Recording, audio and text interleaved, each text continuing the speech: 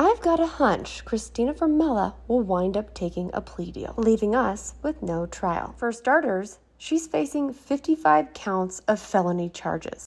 And that ain't no joke. Felonies are the most serious category of criminal offenses. They often involve severe consequences and lengthy prison sentences. And facing multiple counts, 55 to be exact, if she rejects the plea deal, goes to trial, and is found guilty, each count can be considered a separate conviction.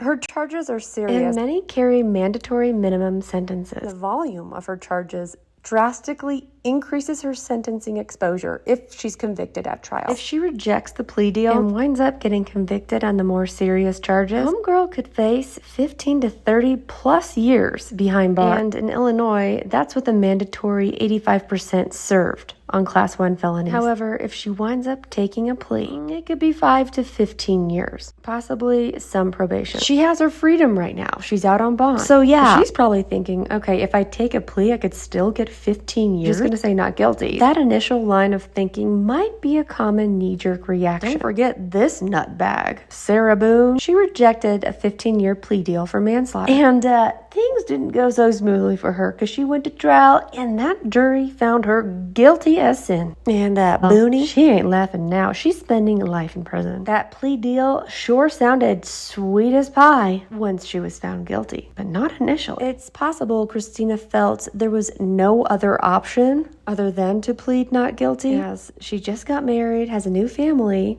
and they're pretty wealthy. They are the ones supplying her with this legal defense. So would coming clean take that off the table? Probably. Second, both of her attorneys, Todd Pugh and Richard Kane. Before we get into that, how did this setup for the photo go down? Hey, why don't you stand in front of these rule books?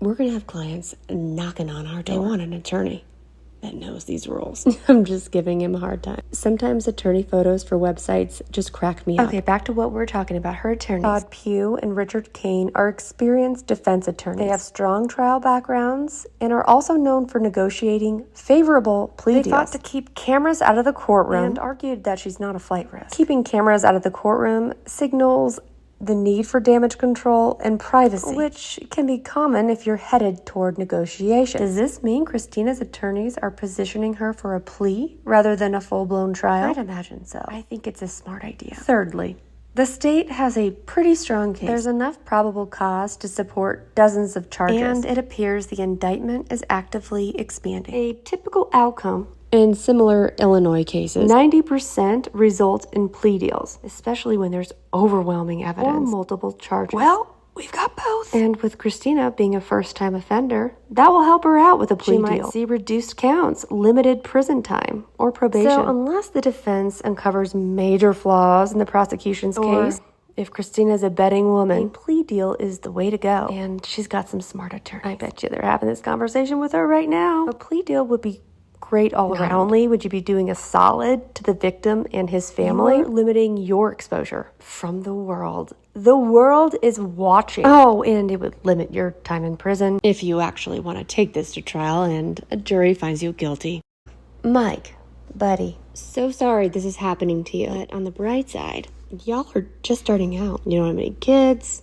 Consider it a wash whenever you get to that point. My mom always told me, if you have problems in the beginning, just know that it never gets better. Do with that as you may. And to everyone, good luck out there.